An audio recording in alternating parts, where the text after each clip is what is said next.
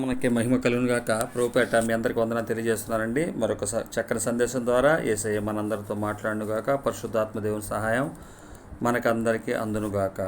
ఈరోజు కార్యక్రమం యొక్క ముఖ్య ఉద్దేశము మనం నిత్య జీవం కలుగుటకై, మనకు నిత్య జీవం కలుగుటకై ఇక పాపములో ఉండకండి అని తెలియజేయటమే నేటి యొక్క ఈ కార్యక్రమం యొక్క ఈ ఉపదేశం యొక్క సందేశం.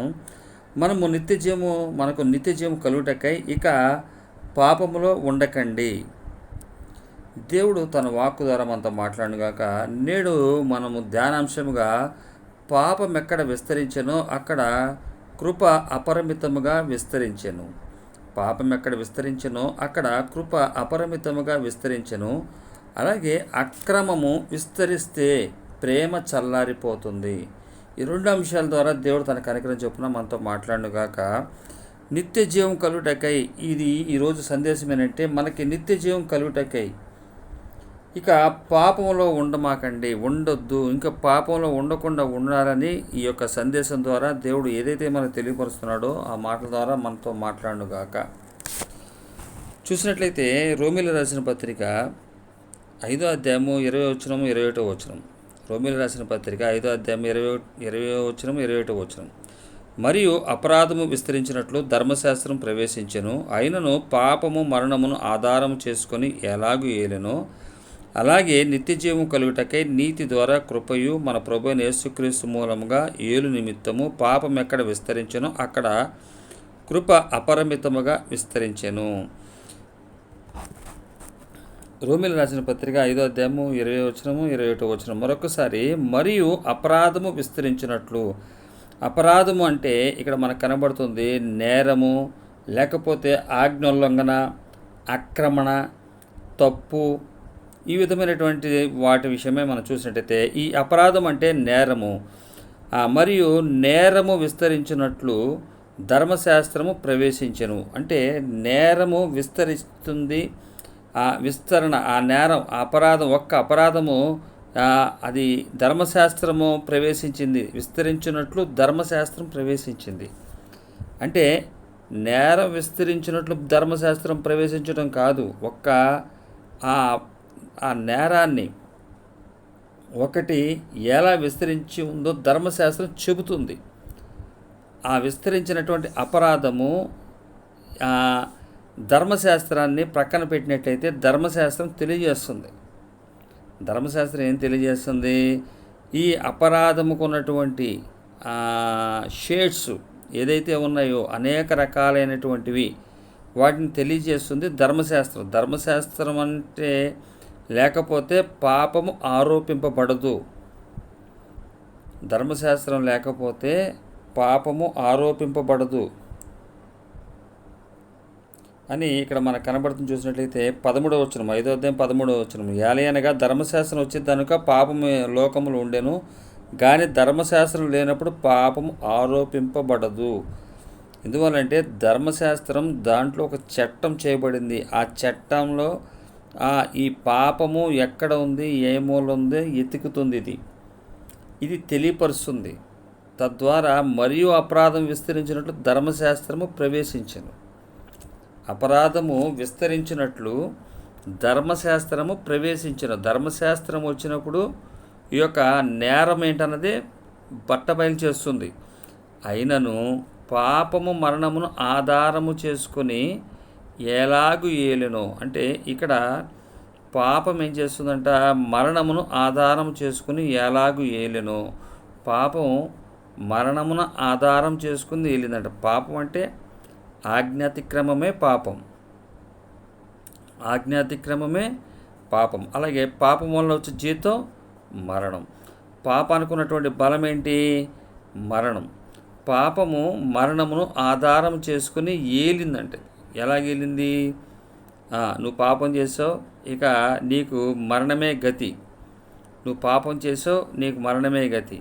అలాగే ఒక్క అపరాధం వల్ల అనేకులకు అది సంప్రాప్తమైంది. ఏది? ఈ యొక్క పాపం. ఆజ్ఞాతిక్రమమే పాపం, అదందరికీ సంప్రాప్తమైంది. ఆధారము చేసుకొని ఒక పాపము మరణమును ఆధారము చేసుకుని, ఈ పాపము మరణమును ఆధారము చేసుకుని ఏలింది. ధర్మశాస్త్రం వచ్చినప్పుడు అది విస్తరించినట్లుగా, అంటే విస్తారమైనటువంటి పాపాలు బయటపడ్డాయి. అది ఎక్కడ విస్తరించిందో, ఏ మూలను విస్తరించిందో, ఏ కణజాలలో అది ఉందో, ఈ ధర్మశాస్త్రము వచ్చినప్పుడు అది విస్తరించినటువంటి స్థితిని బట్టబయలు చేసింది దైవ గ్రంథం. వివరించింది అది ఏ ప్రాంతంలో ఉంటుంది, ఎలా ఉంటుంది, దాని యొక్క లక్షణాలు ఏంటి, దాని పరిస్థితులు ఏంటి అన్నది తెలియజేసింది. అయితే నేను పాపము మరణమును ఆధారం చేసుకుని ఏలిందంటే, ఎలాగే ఏలిందో అలాగే నిత్యజీవము కలుగుటకే. ఇప్పుడు పాపము మరణాన్ని ఆధారం చేసుకుని ఏలింది. ఆజ్ఞను అతిక్రమించారు, మీకు మరణమే గతి అన్నది. అయితే నిత్య జీవం ఏం చెప్తుందంటే, నీకు నిత్య జీవం ఉంది, నీతి ద్వారా కృపయు మన ప్రభువైన యేసుక్రీస్తు మూలంగా ఏలు నిమిత్తము. ఇప్పుడు నిత్య జీవం ఏలాలంటే, నిత్య జీవము ఉంది అంటే ఇక మరణము లేదు అన్నది ఏలాలంటే, నీతి ద్వారా కృపయు మన ప్రభువైన యేసుక్రీస్తు మూలంగా ఏలు నిమిత్తము. అంటే పాపం ఎక్కడ విస్తరించనో, అంటే పాపం విస్తరించినట్లుగా మనకి ఎట్లా తెలుస్తుంది? ధర్మశాస్త్రం వల్ల. అయితే ఎక్కడెక్కడ పాపం ఉందో, ఆ పాపం ఎక్కడైతే విస్తరించిందో, ఆ విస్తరించినటువంటి ప్రదేశాలన్నింటిని కూడా అక్కడ కృప అపరిమితముగా విస్తరించను. అంటే ఇక్కడ ధర్మశాస్త్రం ఏం చెప్తుంది? ధర్మశాస్త్రం తెలియజేస్తుంది ఏంటంటే, ఇది ధర్మశాస్త్రం పాపం ఎక్కడెక్కడ ఉందో బట్టబయలు చేస్తుంది. ధర్మశాస్త్రం వచ్చినాక, బైబిల్ ఉన్నప్పుడు మన దగ్గర ఉన్నటువంటి పాపాలు ఏమైతే ఉన్నాయో అన్నిటిని కూడా తెలియజేస్తుంది. అలాగే అది పాపము ఎక్కడున్నదో తెలియజేసేది బైబిల్ గ్రంథము, ధర్మశాస్త్రం. పాపం ఎక్కడైతే విస్తరించిందో అక్కడ కృప అపరిమితముగా విస్తరించింది. అంటే మనం చూసినట్లయితే 5వ అధ్యాయము 15వ వచనం, ఇదే రోమిలి రాసిన పత్రిక 5వ అధ్యాయము 15వ వచనం.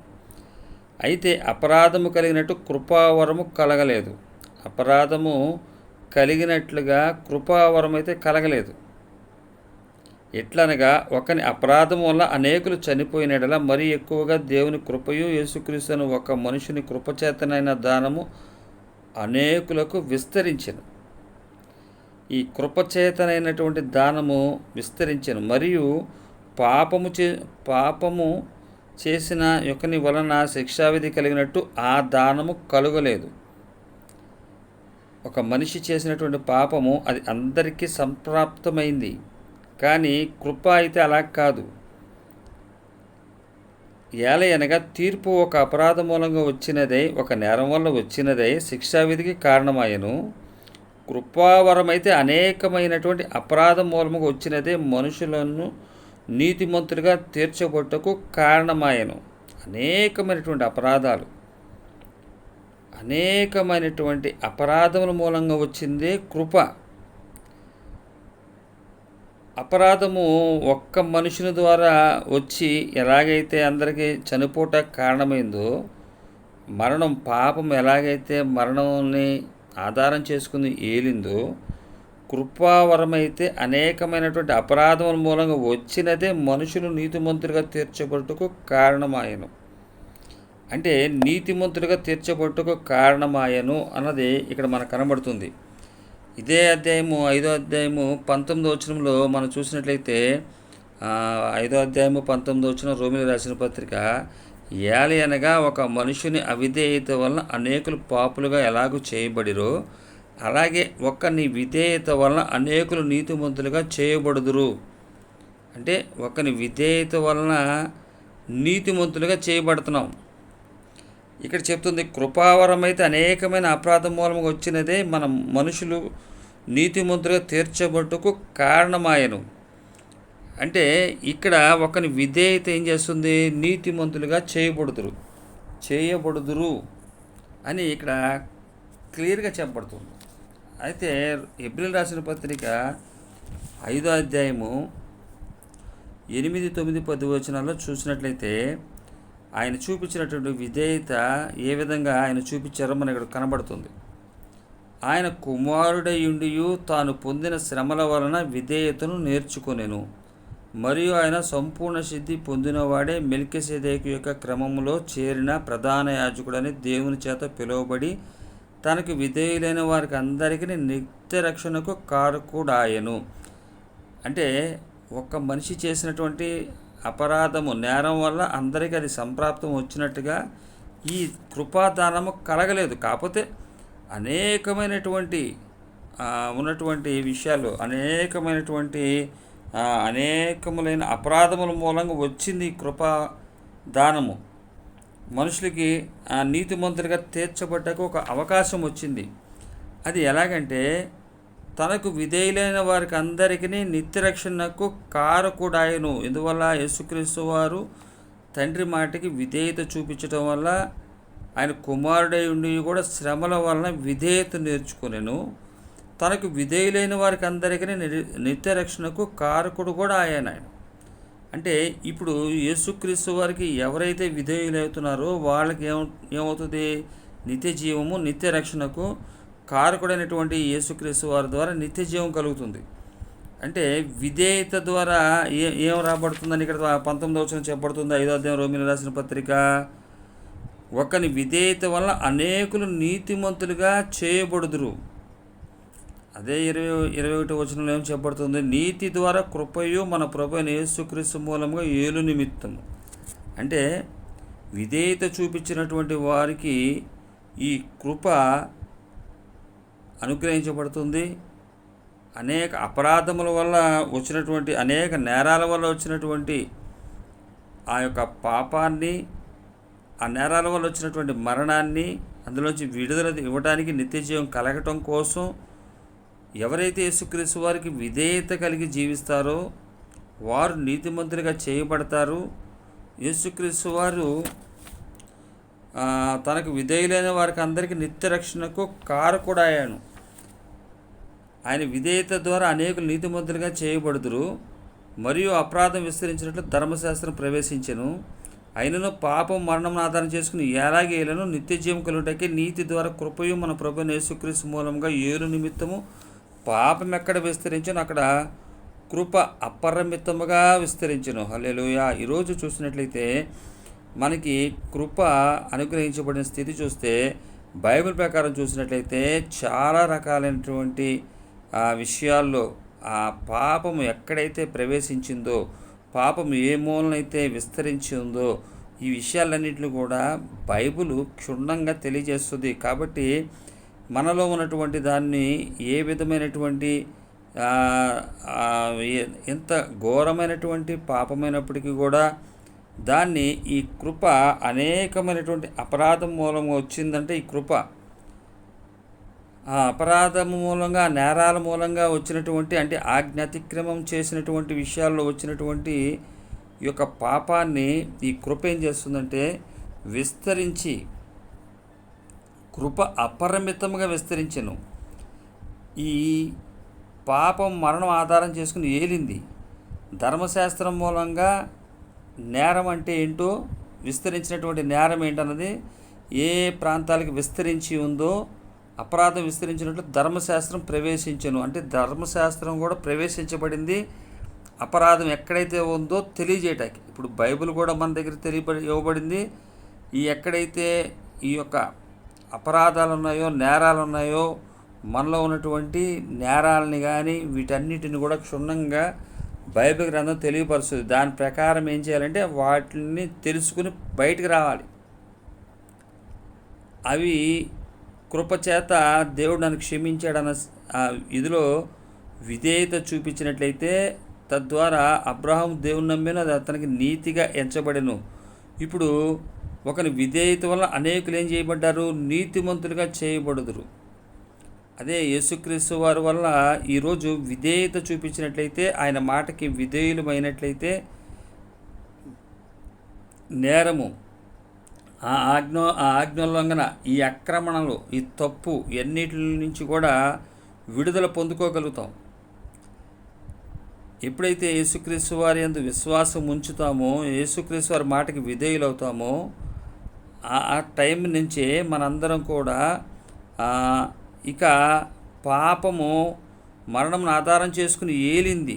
ఇప్పుడు నిత్య జీవం కలుగుటకై యేసుక్రీస్తు వారు మూలముగా ఏలు నిమిత్తము నిత్య జీవము. ఈరోజు మనం ఏం చేయాలంటే, మనకి కనబడుతున్నటువంటి పాపం చెప్తుంది, ఆజ్ఞను మీరు అతిక్రమించారు, మీకు మరణం తప్ప ఇక మీకు ఎట్టి పరిస్థితుల్లో క్షమాపణ లేదని చెప్తున్నటువంటి స్థితిలో నిత్య జీవము కలుగుటకై మనము చెప్పినటువంటి మాట ఏంటంటే, నీతి ద్వారా కృపయు యేసుక్రీస్తు మూలంగా ఏలే నిమిత్తము యేసుక్రీస్తు వారు చేసినటువంటి శ్రమలను, ఆయన పొందినటువంటి శ్రమలను, కుమారుడైండి తాను పొందిన శ్రమల వల్ల విధేయత నేర్చుకొనెను.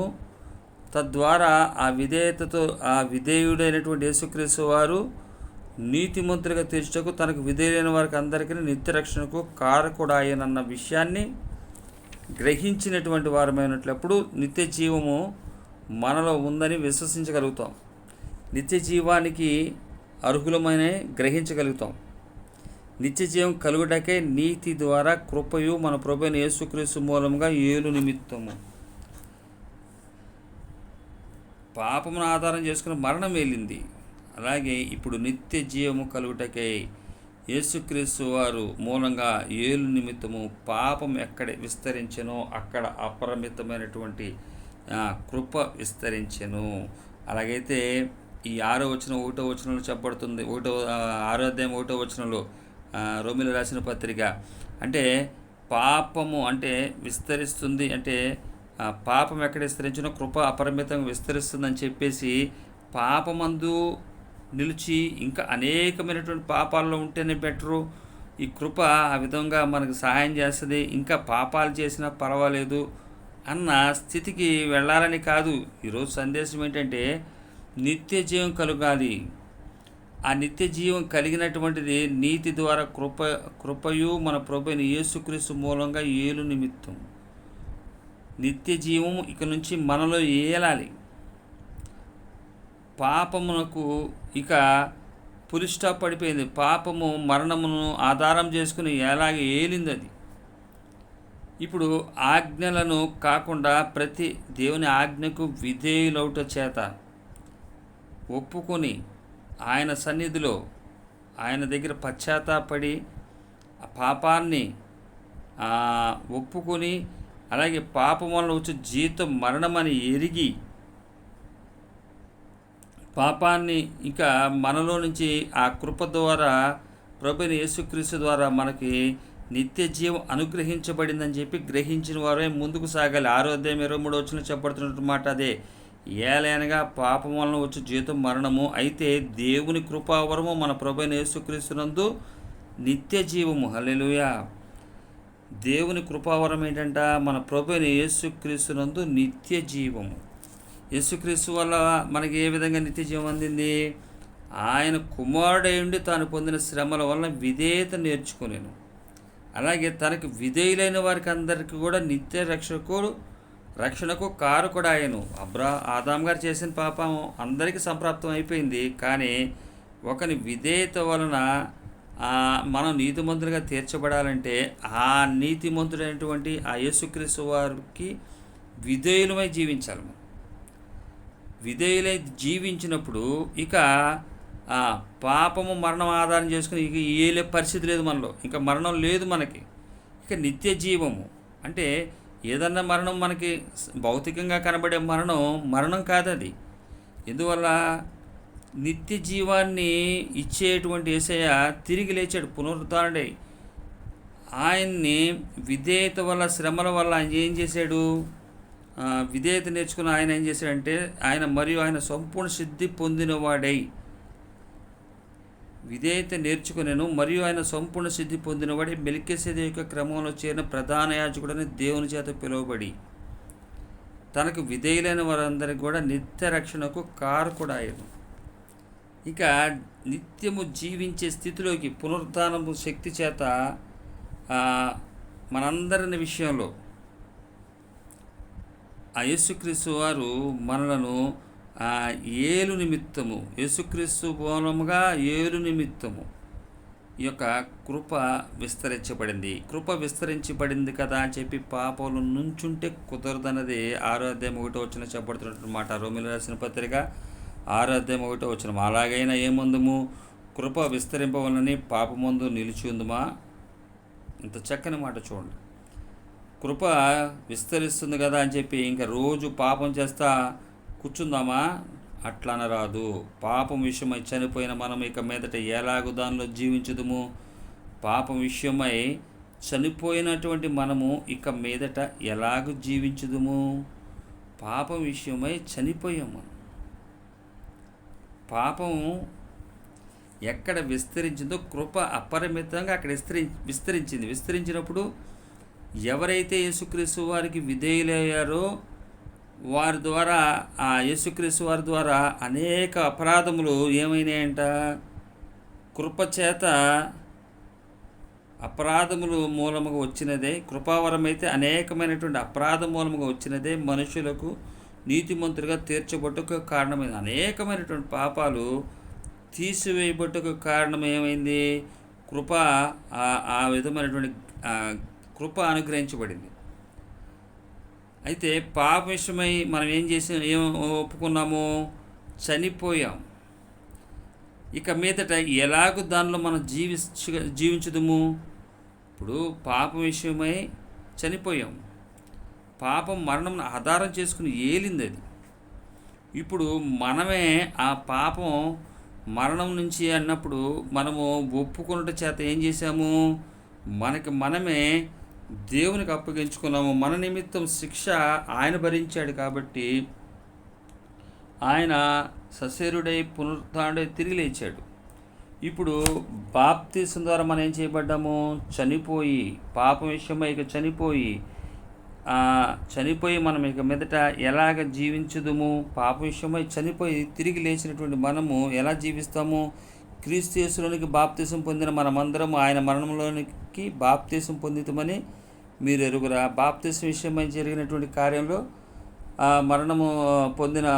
బాప్తిసం పొందిన మనమందరము ఆయన మరణంలోనికి బాప్తిసం పొందితమని మీరు ఎరగరా. కాబట్టి తండ్రి మహిమ వలన క్రీస్తు మృతుల నుండి ఎలాగ లేపబడినో అలాగే మనమును నూతన జీవం పొందుటకై పొందిన వారమై నడుచుకున్నట్లు మనము బాప్తిసం వల్ల మరణములో పాలు పొందుటకై ఆయనతో కూడా పాతి పెట్టబడితిమి. మరియు ఆయన మరణం యొక్క సాదృశ్యమందు ఆయనతో ఐక్యము గలవారమైన ఎడల ఆయన పునరుద్ధానం యొక్క సాదృశ్యమందును ఆయనతో ఐక్యము గలవారమై ఉందుము. ఏమనగా మనం ఇకను పాపమునకు దాసులము కాకుండాటకు పాప శరీరము నిరర్ధకమైనట్లు మన ప్రాచీన స్వభావమును, అంటే ఫుట్నోట్లో ప్రాచీన పురుషుడు ఆయనతో కూడా సిలువ వేయబడినని ఎరుగుదుము. చనిపోయినవాడు పాప విముక్తుడని తీర్పు పొంది ఉన్నాడు. మనము క్రీస్తుతో కూడా చనిపోయిన ఎడల మృతుల నుండి లేచిన క్రీస్తు ఇకను చనిపోడనియు మరణమునకు ఇక ఆయన మీద ప్రభుత్వం లేదనియు ఎరిగి ఆయనతో కూడా జీవించుదుమని నమ్ముచున్నాము. ఏలయనగా ఆయన చనిపోవట చూడగా పాపం విషయమై ఒక్కమారే చనిపోయేను, కానీ ఆయన జీవించుట చూడగా దేవుని విషయమై జీవించుచున్నాడు. అటువల్లనే మీరును పాపం విషయమై మృతులుగాను దేవుని విషయమై క్రీస్తు యేసునందు సజీవులుగాను మిమ్మల్ని మీరే ఎంచుకొనుడి. హల్లెలూయా. పాప విషయమై మృతులైపోయామని, దేవుని విషయమై క్రీస్తు యేసునందు సజీవులుగా ఉన్నామని మిమ్మల్ని మీరే ఎంచుకొనుడి. ఎంత చక్కని సందేశం ద్వారా దేవుడు తన కనికరం చొప్పున మనతో మాట్లాడుతున్నాడు. నిత్య జీవము కలుగుటకై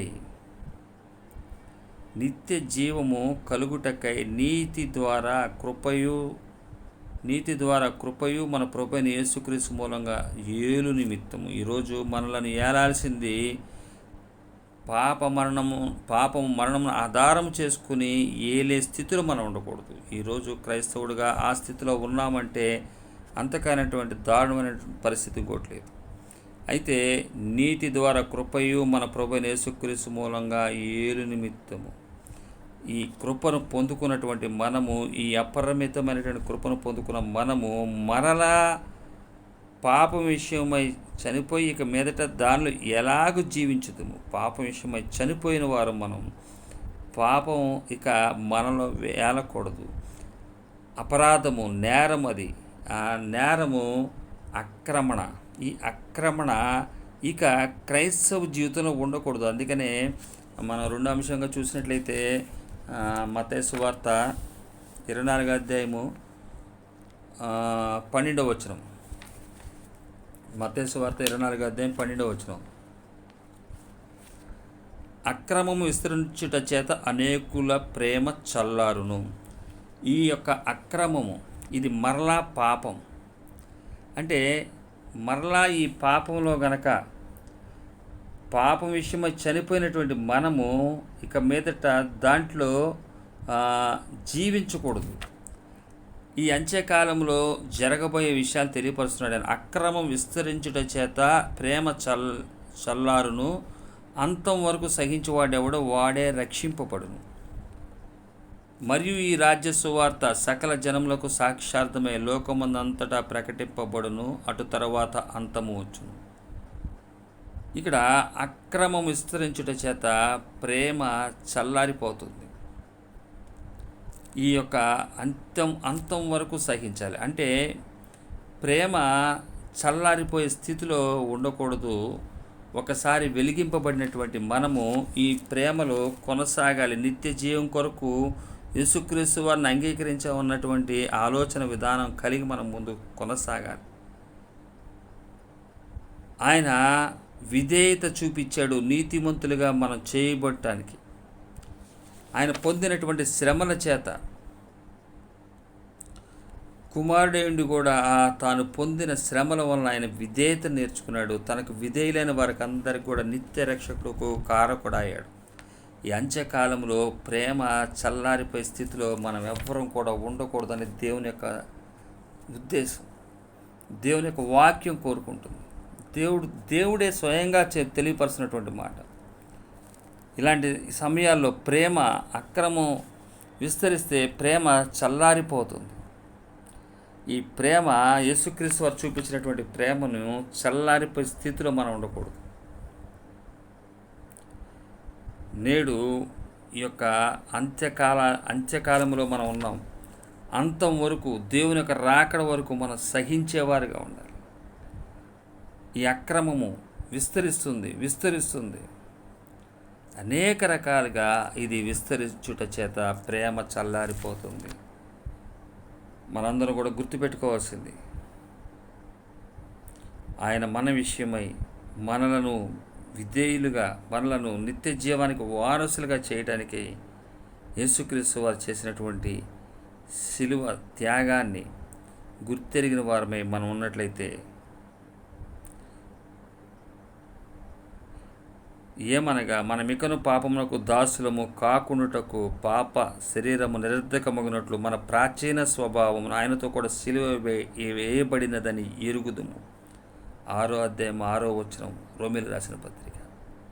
ఇటువంటి తలంపుతోటి సిలువ వేయబడినటువంటి ఆ స్థితిని ఈ అంత్యకాలంలో కూడా గుర్తుంచుకుని పాపం విషయమై మరణించి చనిపోయినటువంటి వారు మనం గ్రహించాలి. ఒకప్పుడు ఈ పాపము మనలను ఏలింది, కానీ ఇప్పుడు నిత్య జీవం మన జీవితాల్లో ఏలాలి. అట్లాంటి కృపా దేవుడు మనందరికీ అనుగ్రహించిన గాక. దేవుడి మాటల ద్వారా మనతో మాట్లాడినందుకు సర్వగంతమై మా ఆయనకే చెందిన గాక.